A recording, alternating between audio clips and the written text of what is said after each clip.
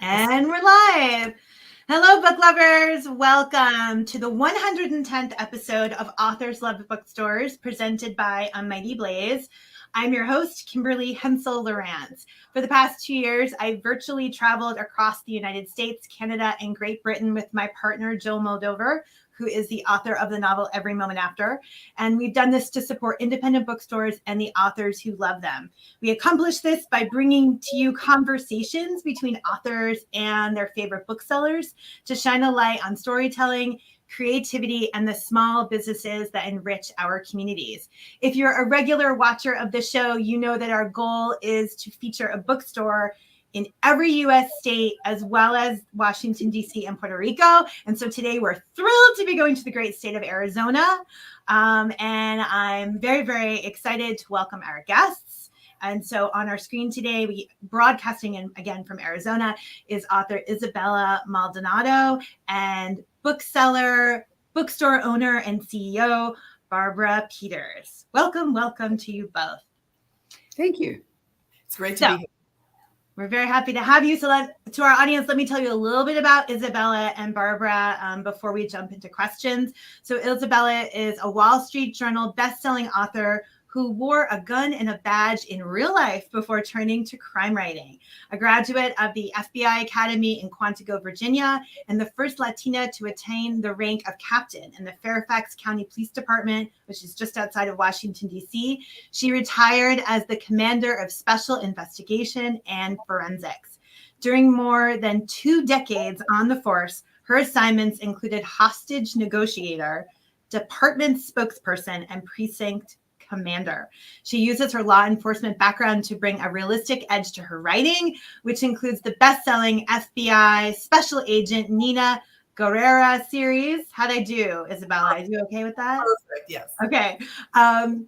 Which is soon to be a next Netflix film starring J-Lo. So we're going to talk about that. And she also is the author of the award-winning Detective Cruz series. Isabella's books have been translated into more than 20 languages, and her brand new book is called The Falcon, and we're going to discuss that today. Barbara Peters founded the Poison Pen Bookstore in 1989. It's an independent bookstore specializing in fiction, from current and classic works of mystery and thrillers to historical and literary fiction to literature of the American Southwest and more. It's located in Old Town, Scottsdale's Arts District, and the Pen is celebrated for its schedule of author and literary events and its global outreach through webcasts and worldwide shipping. In 1997, Barbara and her husband, Robert Rosenwald, founded the Poison Pen Press, a separate corporation dedicated to publishing excellence and mystery. And I'm sure there's so many more wonderful things I could say about our guests today, but I'm going to stop talking so we can hear from them.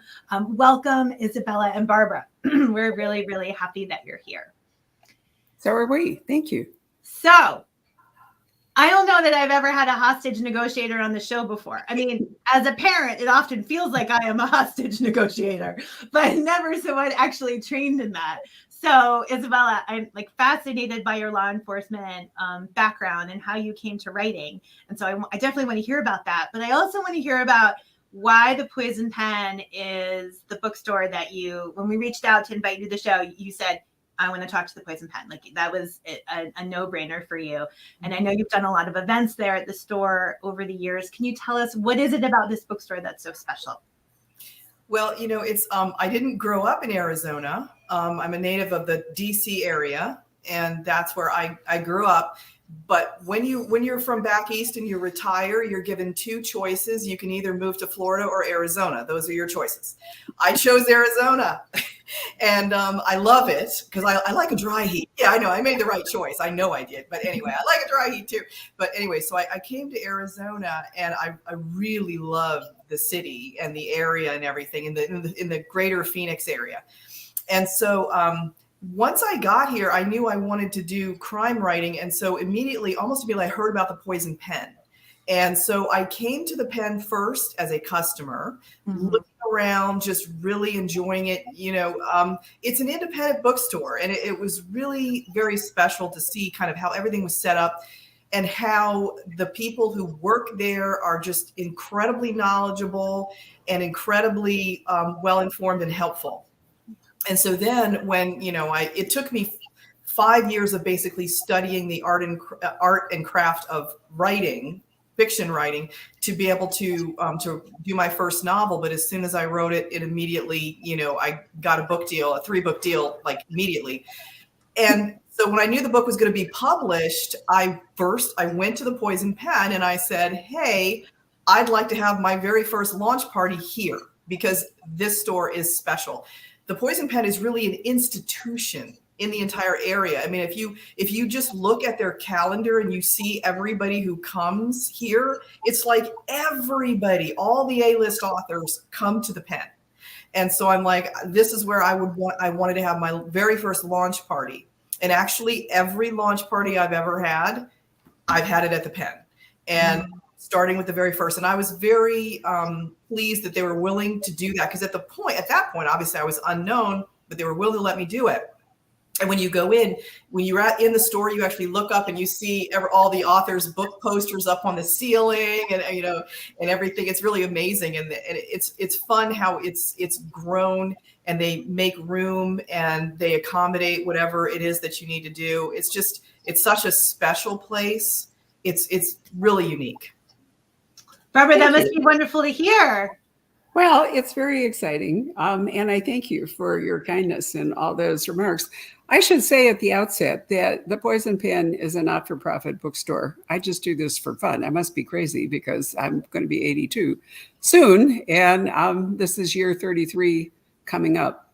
So I think because of that, we don't really, although I'm actually interested in paying our staff as much as we can. That's part of the deal, but we don't really have a profit motive. So we're perfectly happy to do many things that I think would be unaffordable in a bookstore where it does matter whether you can generate income from things. And certainly the range of Zoom events we have done, nearly 900 by now since 2020, but we were doing video events from 1995 forward, would illustrate that, because we do lots of international videos and things where there really is no sales attached to it. Mm-hmm. But, it's so much fun to talk to authors who really would never come to Scottsdale, or to put together groups of authors. An extreme example is we did the launch party for James Patterson and President Bill Clinton when their book came out. There was zero chance that we were going to do that as a live event at the Poison Pen. And to be honest, I've already done something where the Secret Service was involved. And it's so complicated that doing it on Zoom was an actual pleasure and very easy. So, we're almost like an accidental bookstore. This is our third location, and we've been there since 1999. So when Isabella says we were happy to welcome her in, we didn't really care if it turned out to be a profitable event. But even more exciting, there are not that many authors who live in Metro Phoenix. I'm often puzzled. In fact, I had that question the other day regarding Chicago when talking to a Chicago-based author. I don't know why some cities are densely populated with authors and crime writers as part of that group. Other metro areas seem to be like completely void. And I honestly have no idea why, but we were so excited to see Isabella. Oh, look, a new author coming to Phoenix, and with a great platform, because that matters too, especially now when there's a real premium on authentic voices, the whole hashtag own voices and the whole bit. And Isabella, clearly, as you've already said, in her professional background, was super well placed to be writing the kinds of books that she does. Yes.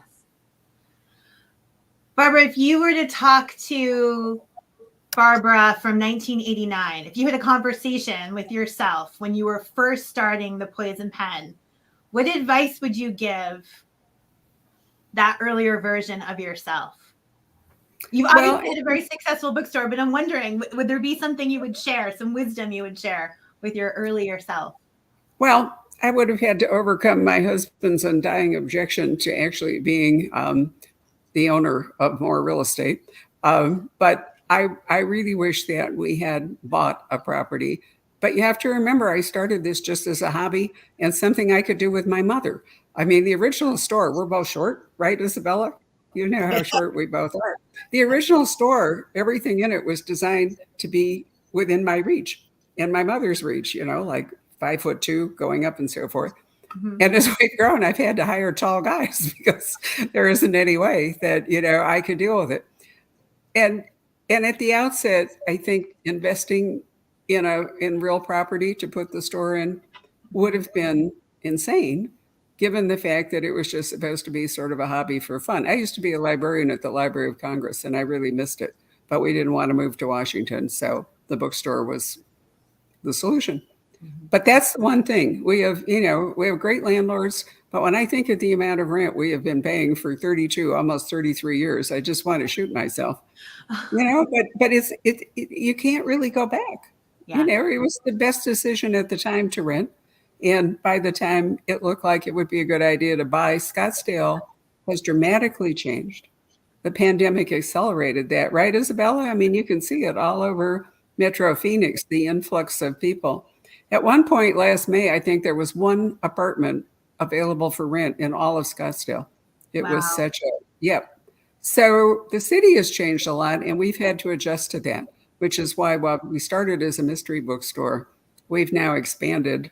Our newest expansions were really heavy into children's books now because we are surrounded, thanks to all the condo buildings and all the rest of it, we're now surrounded with families that didn't exist in downtown Scottsdale in 1989. Oh, fascinating. That's fascinating to see how a bookstore or a small business, a bookstore, ebbs and flows and changes over the year, pivots and evolves for the community. And that's probably a key. It really has to. Every good bookstore should really reflect the community that it's in. And, you can certainly see from the wealth of new bookstores with Black owners or LGBTQ plus owners or whatever, that those bookstores are really there to serve specific communities and adapt to it. Mm-hmm. And many bookstores are mission driven. Ours is not. Our bookstore has always been entertainment, focused. So you can color me shallow if you want, but that's really the point. So, well, if we come to your bookstore, we would find Isabella's books. I'm certain you would find all of Isabella's books. We're always excited to see them. We've loved doing her launch parties. And as I said again, it's so exciting to welcome such a strong new voice into the Metro Phoenix community of writers. So thank you, Isabella. Isabella, the feedback about your books, they're terrific. I have a couple of reviews here, packed with excitement, action, investigative brilliance. That's my favorite part. Stomach churning crimes. Your books are engaging, enthralling, enraging, and enthralling. Another review calls your writing suspenseful, and that your expertise in law enforcement and the FBI is very evident in the stories that you tell. I know that the Falcon was the first of your books that I read, and I found the pacing to be fabulous, like so propulsive. I was so curious what was going to happen next. I put the book down and I'm like, wait, maybe I can get 5 more minutes to read a couple more pages. I just want to see what's happening. And then probably the best thing I can say is that I had no idea who did it at the end. I did not know who the bad guy was, and I was surprised, and I love that in a story, right? I love when the author gives me clues but challenges me, right? Mm-hmm. And I thought you did that really well in the book. Congratulations. It was a really fun read. And it's a series of books that you've been writing. So can you tell our audience, we're going to put as a reminder, we're going to put the link below to the Poison Pen, to buying all of Isabella's books, especially the Falcon. But can you tell our audience a little bit about the book? Sure. And as a matter of fact, if you're buying at the Poison Pen, they are the only ones where you can buy my books signed. They have signed copies. There's no one else that has online ready to purchase signed copies. You can only get those at the Pen. So, my books are sold all over the place, but only the pen does the signed copies. So there's that. But as far as the suspense and everything goes, yeah, I'm really glad to hear that I was able to sort of pull the wool over your eyes a little bit, because I find that crime readers are really smart. I mean, super intelligent people. And it is so hard to be one step ahead, because crime readers are really good. First, they've read everything. They're voracious readers, so they've sort of read it all before. And to come up with something fresh and new is a challenge. And so I have 2 series, and one of the series is set here in Phoenix. And I think that that's really cool because it's about a Phoenix homicide detective that takes on a crime family. Think like The Sopranos or something kind of thing. Only it's a Mexican crime family, but so there's Latino issue on both sides, good guys, bad guys, everybody in between, family, all of that. There's a lot of local flavor and a lot of ethnic flavor in that series. That's the Detective Cruz series. Mm-hmm. And the newer one that I have out, which the Falcon is part of, is the Nina Guerrera series. That is the FBI Agent Guerrera series, and that's set out of the DC area, but lots of things happen in the Phoenix area. I seem to keep, coming back to Phoenix area. And the Falcon pretty much all takes place in the Phoenix area. But both of the other books have like a bit of a nexus with that as well. So what inspired you to write this story? Or maybe another way to phrase it, I usually ask authors when I have them on the show, what's the question that you wanted to answer with this book? I'm always so curious about what did you want to wrestle with as you took on this particular, the next chapter in Nina's story? Well, really, it's sort of through the whole series. I do a steep character arc. Mm-hmm. And that's true of both series, because I write closed series as opposed to for example, Janet Ivanovich's Stephanie Plum series is an example. I think we're 28 books in or something like that. That's like an open-ended series, which is great. But I like a really steep character arc. And so therefore it lends itself more to a closed series where there's a journey and there's a beginning, a middle, and an end to it. And so, for this, the Falcon is kind of that kind of mostly sort of wraps up the Nina Guerrera series. And so the question that I was trying to answer was about the character. It was about what happens when you have a trauma survivor, a character who has been through so much, and they have to go on this journey of self-discovery and this journey of being able to, while you're dealing with horrific crimes, because they're serial killer stories. Yeah. So while she's, hunting a serial killer, she's also trying to come to terms with everything that happened in her life. And it's a real inner journey. I think that's it. I'm glad you said that, because one of the things another thing I really enjoyed about the story was you don't shy away from talking about the burden that's placed on law enforcement for investigating these stories, right? Mm-hmm. And I wondered about that for you, as a crime writer, spending time in this story where you have these law enforcement individuals who are extremely competent, they're working really hard, but then you're balancing that with a villain. So how is it as a writer to spend time in the head of a bad guy? How do you protect your own well-being and your own, does it get too much to write the voice of a bad guy that? Well, the writing is almost cathartic. Okay. For me at this point. That's one of the reasons many people have asked me, because true crime is very popular. And people have asked me, why don't you write true crime? You have the chops for it. I mean, why don't you do that? And the reason at this point, I'll never say never that I won't ever do it. But at this point, the reason why I'm sticking with fiction is because I like to write things that turn out the way they should instead of the way they do.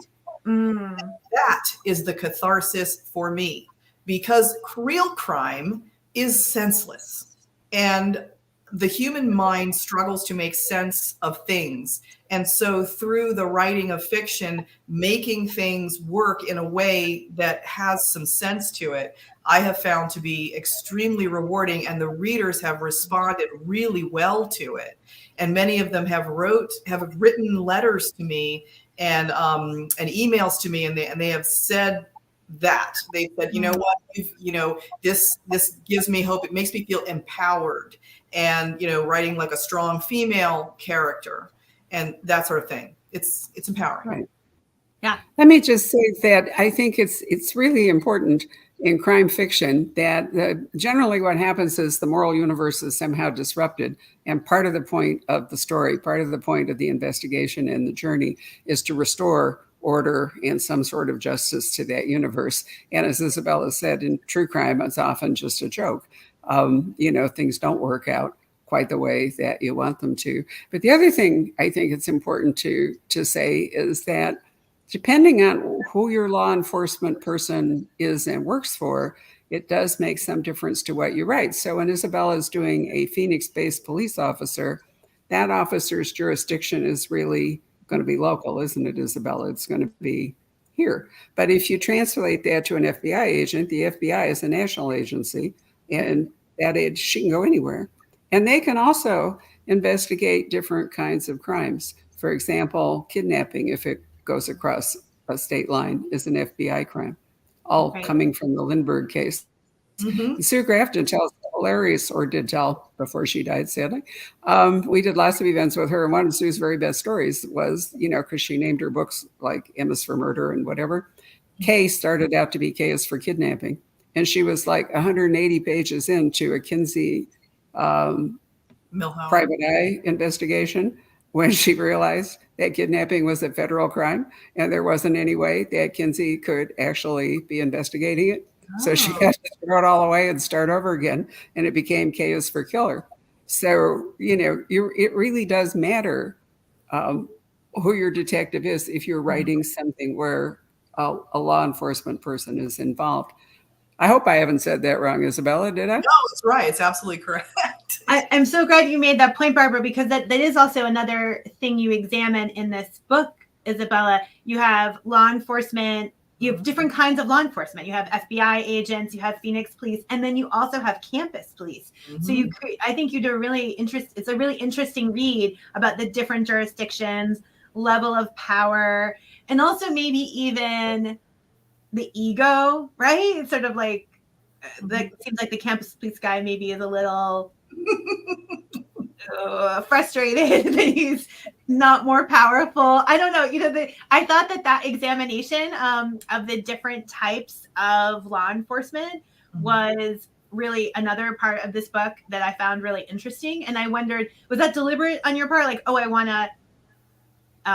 to write about that so people can learn more about it. I mean, we learn so much through fiction, right? We absorb so many new pieces of information. And I wonder if that was a deliberate thing or kind of evolved as you began the story. No, that was all very deliberate. And actually in both series, I talk about the difference between local, state, and federal jurisdiction. And a lot of people don't understand that. And, especially coming, when I worked in law enforcement in the career, from back east, we constantly were partnering with federal agencies. I mean, it was just, we were inside the Beltway. So it was just a fact.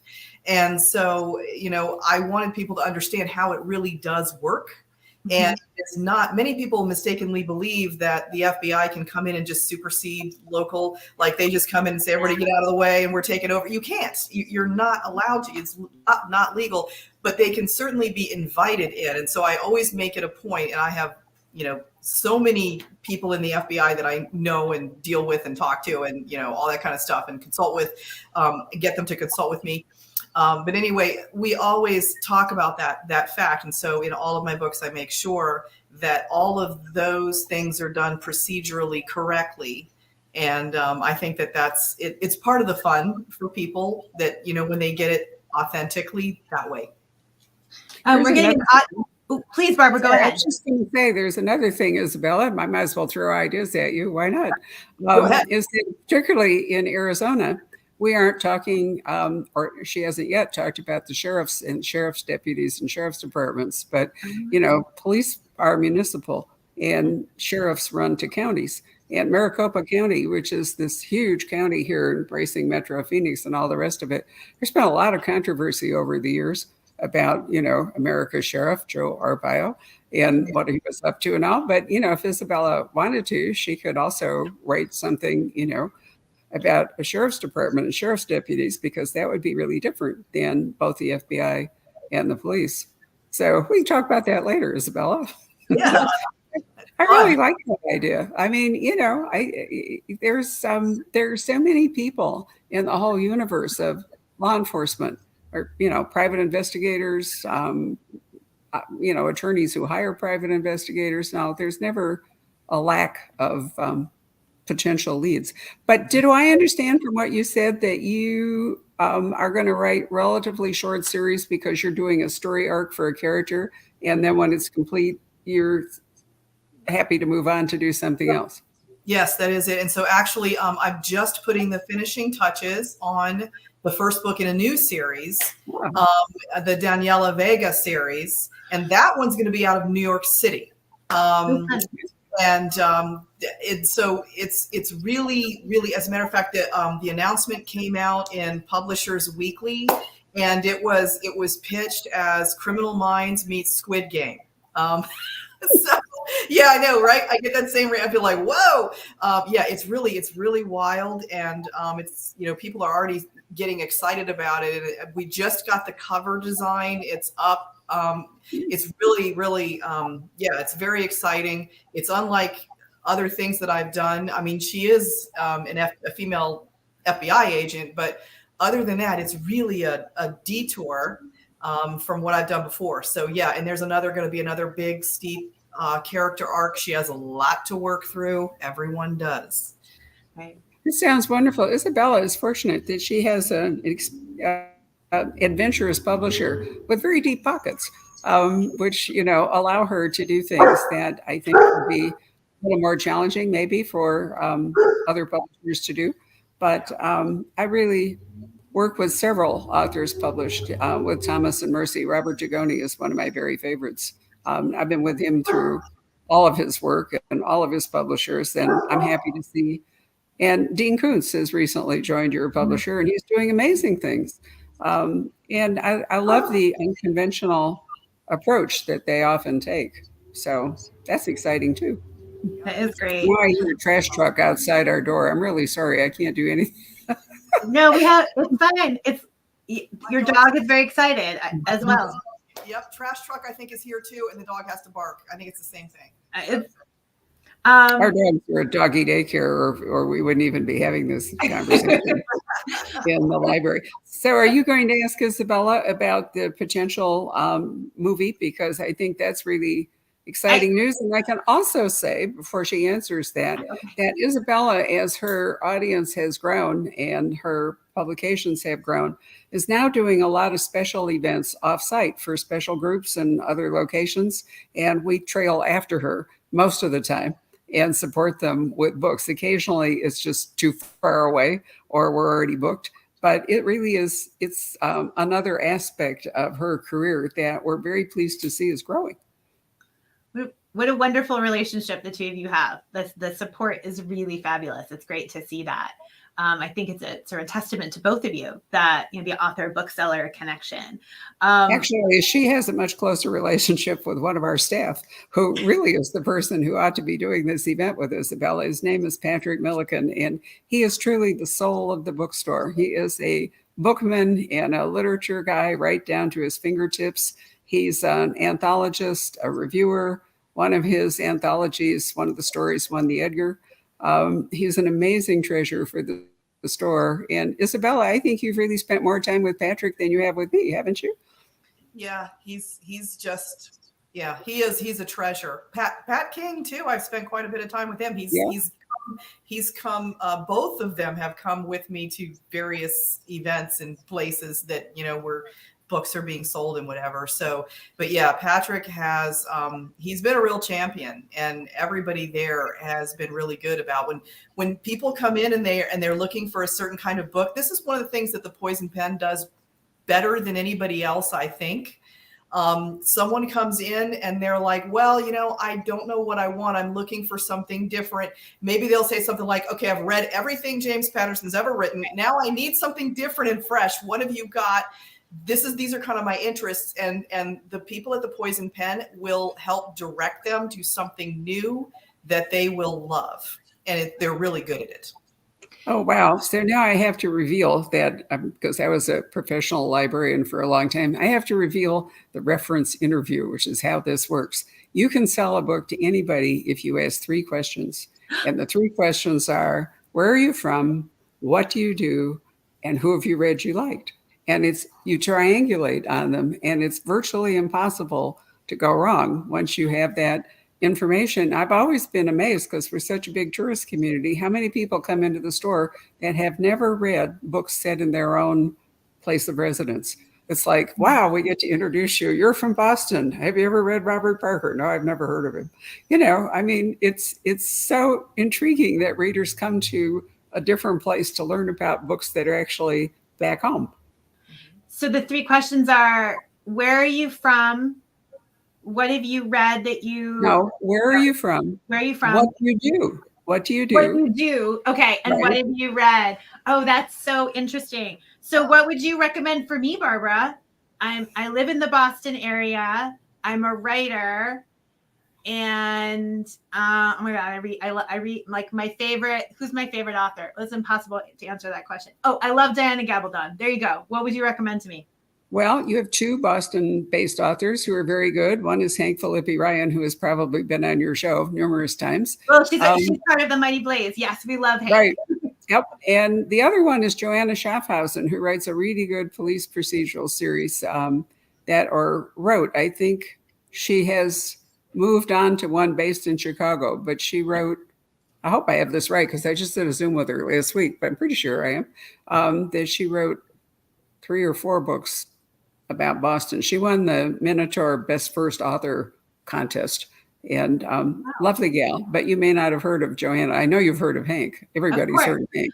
I know Hank very well. We know Hank very well here at the place, and but I love that recommendation. So if someone came into the store and they said, I want to read a book about a strong woman in a crime fiction, you would recommend Isabella. If someone wanted to read a book about an FBI agent who's female or a detective, Isabella.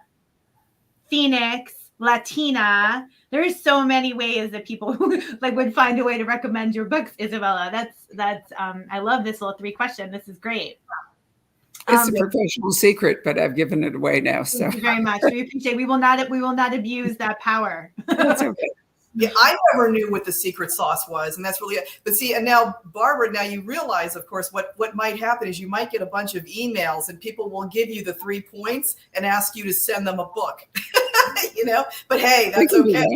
Sell more books. We have a very active website, and oddly enough, not oddly enough, because Phoenix or Scottsdale is such a tourist destination, we've never actually done any advertising. I mean, you don't see any ads from the Poison Pen. People are usually from somewhere else. So only about 20% of our very large customer base actually lives in Arizona, and everybody else is from everybody else. I just saw Craig Johnson going out the door after he signs it Monday to Norway. And, so we have 3 guys who are trained to ship internationally, and you're a Diana Gabaldon fan. So you know that her customer base is all over the world. So one day a book goes to Jakarta, and another day the book goes to Oslo. Yeah. And, all of that has happened accidentally. It was never intentional. And you just have to, and Isabella would say the same about really investigating or writing. You have to deal with what comes at you. Wouldn't that be true as a serving police? You can't make things, you can't summon stuff up. Most of the time you have to sort of make it happen, right?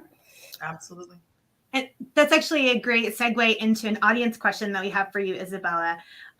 We have someone who wants to know, do you map out your stories before you start writing? So you talk about the character arc you have, that's your focus in your stories. Did you map out the 3 books, for example, in the Nina series or in the Cruz series? Did you map them all out in advance, or do you start writing and sort of layer things in as you go page by page? So I guess the question is, are you a plotter or a pantser? I love that. I'm kind of a hybrid. I have an idea of how I want the character journey to go. Yeah. You know, like with the Detective Cruz series, it's kind of like, you know, in the beginning, I knew, you know, she didn't know what she didn't know, Right. and then, you know, toward the middle of the series, then she knows but doesn't know all of it, and then, you know, by the end, she knows what she knows, and then she takes full ownership. And the same thing is true of the Nina Guerrera series. You know, in the beginning, she's isolated trauma victim with lots of issues. And then, you know, by the end, she finally is able to kind of break down her own walls and open herself up in many different ways, Right. in a way that a trauma survivor would find it really hard to do. So yeah, I have that mapped out. And as far as like how we get there, each individual book, I sort of joke around that, you know, well, yeah, of course I outline, because what else would I have to deviate from? And it's so true. It's like, you know, I feel like in order to start writing, I have to have an idea of where I'm going. So I'm in New York. I know I'm going to end up in LA, and I have an idea how I'm going to go. But it turns out I take a detour through Austin, or I take a detour through Des Moines that I hadn't necessarily planned. And so that, you know, I still end up in LA, but how I get there is, you know, is anyone's guess as I'm going through it.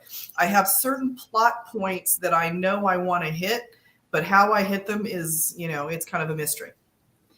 One of the things, there's a lot that I really enjoyed about the Falcon, and I'm going to raise this other point that I thought about the book, which is that it felt to me, in some ways, the book was a love letter to the boots on the ground legwork that's required to run an effective investigation. Like you do a really great job about breaking down the careful steps that the FBI and other law enforcement have to take.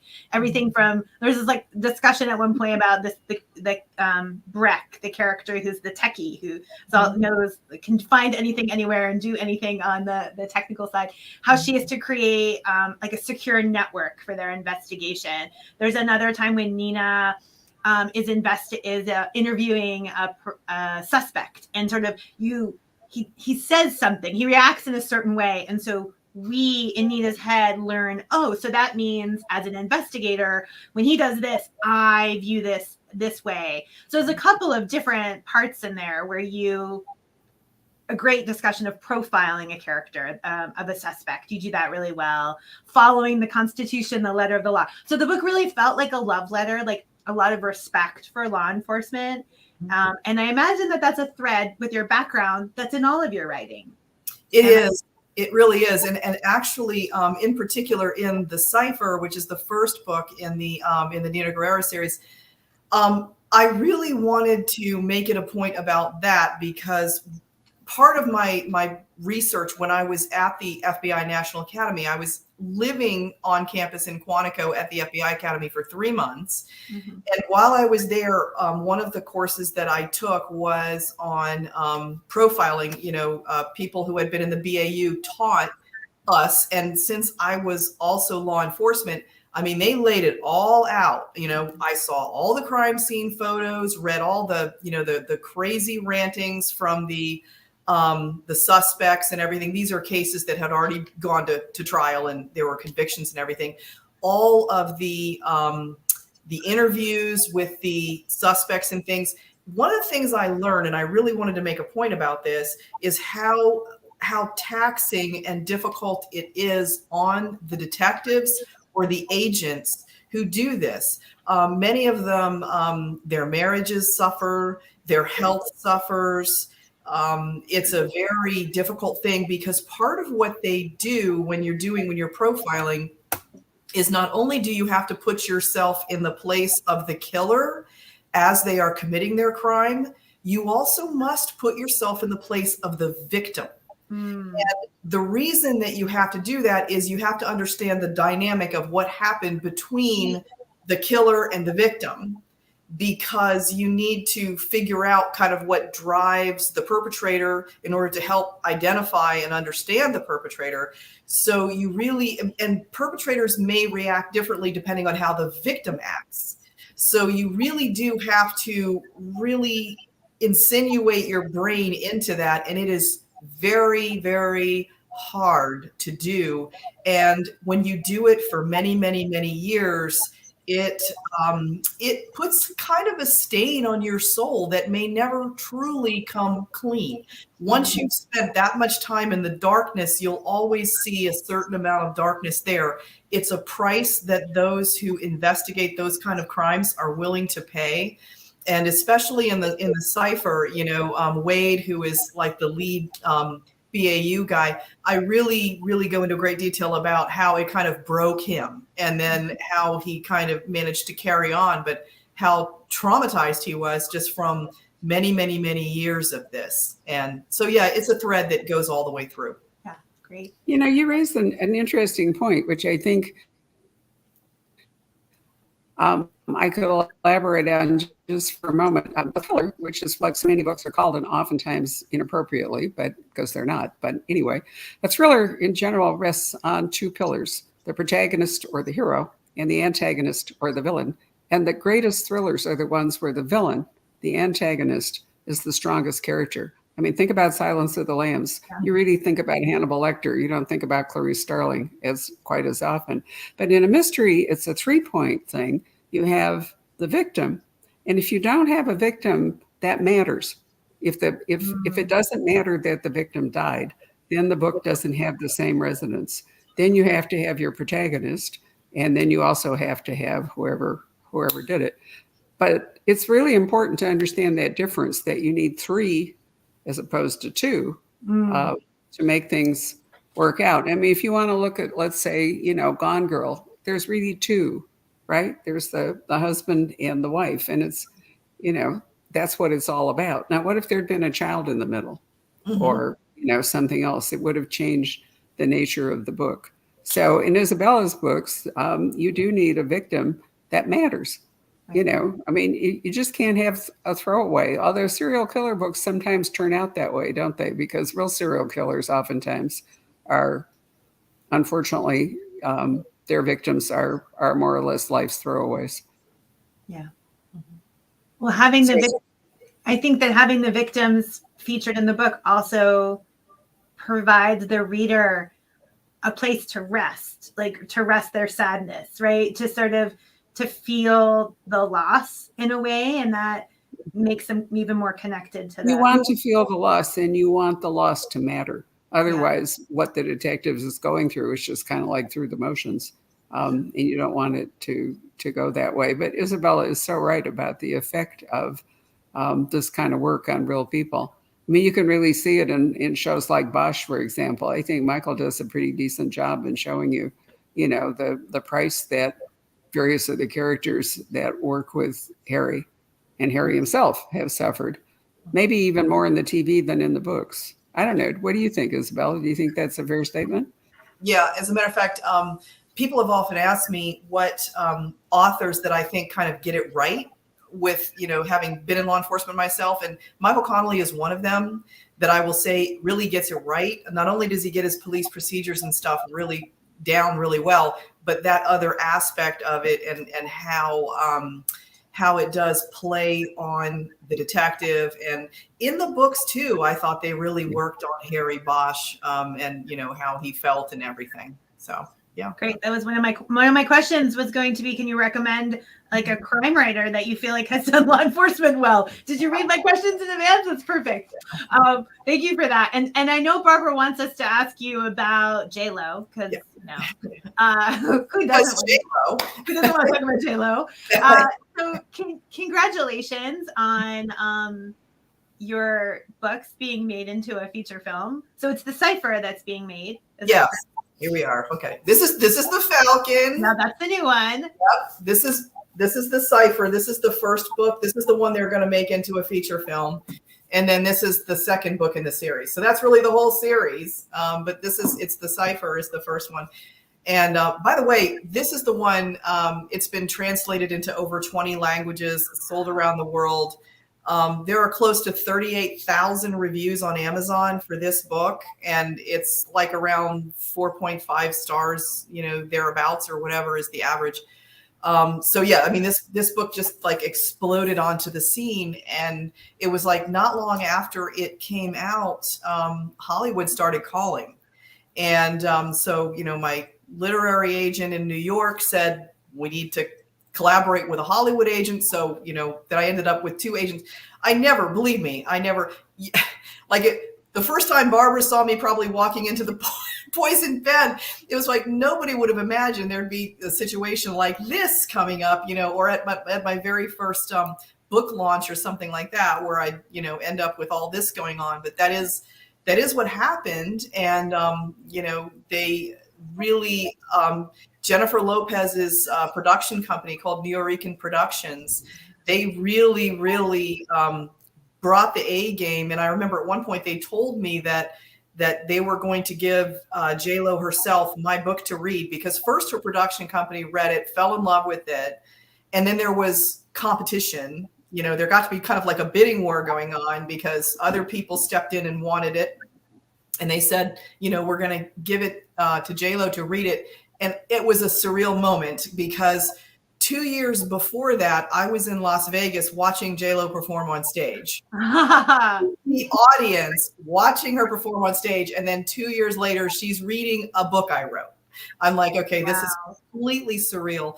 But after she read it, she really liked it. And they partnered with Netflix and decided that they wanted to do a feature-length film out of it, as opposed to like a TV series or whatever. They want to do a feature film.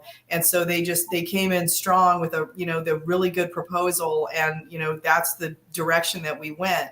And so I was able to, they got executive producer credit and consulting credit. And so I have been able to speak with the screenwriters a couple of times. So, it's still going as far as I know. Everything seems like it's on. Of course, again, you never can tell what's going to happen, but everything looks, as far as I know, like it's proceeding along as well as anything ever does in Hollywood. So. Wow, that's exciting. Well, I love that story about being in the audience, and then 2 years later, this sort of connection happens. Such a great example of how you never know what twists and turns life will bring you. And you know what? And sort of like in a similar vein, the second book in that series, A Different Dawn, the kind of orangey one that I showed you, when that one came out, it was up on a billboard in Times Square. And I got a picture of it. And then also up on a billboard outside of Penn Station in New York City. So two different, places in New York City. My book is up there. And it was the same surreal thing where it's like, a couple of years ago, I was in New York City attending a writers conference, trying to get an agent and everything and getting my career going. And now here, a book I wrote is on a billboard in Times Square, very, very surreal moment. Well, that's wonderful. I'm excited for your success. I'm happy. It's so you love to hear these stories, Barbara. I'm sure you hear so many of them, authors who come through your store and you see their success and how it's it's been really interesting. We did Mark Graney's first event for The Gray Man when it was a $7.99 paperback. And now we did Jack Carr's book launch. We've done all his book launches, and look at the terminal, the terminal list. And we won't even discuss Diana, although it's a hilarious origin story. Actually, I'll tell you because it's so much fun and you're a fan. She came into the store one day. She'd been a customer for quite a while, and I kept ordering these weird Scottish books for her without any real idea why I was doing it. And she came into the store in February, and she had a big book under her arm, and she held it out to me. And we call each other B and D. And she said, B, I want you to know that I'm publishing a book. And she held it out, and the British title is called Cross Stitch. Mm-hmm. And I thought to myself, oh my God, she's written a book about embroidery. I mean, what am I going to do with it? And then she said, but it's going to publish here in the United States. And they've decided after considerable debate that they're going to call it Outlander. And so can we do the book launch here? So, there we are. Television, Isabella, really has the power to change your trajectory, as we can certainly tell with the examples that I just met. But there are other people, Doug Preston was all excited when George Clooney wanted to do, The Monster of Florence, and then other things intervened. So nothing is ever actually done until it's showing, But it's been wonderful to see these things happen. There's some magic in your bookstore, Barbara, I think, shining down on all of these authors.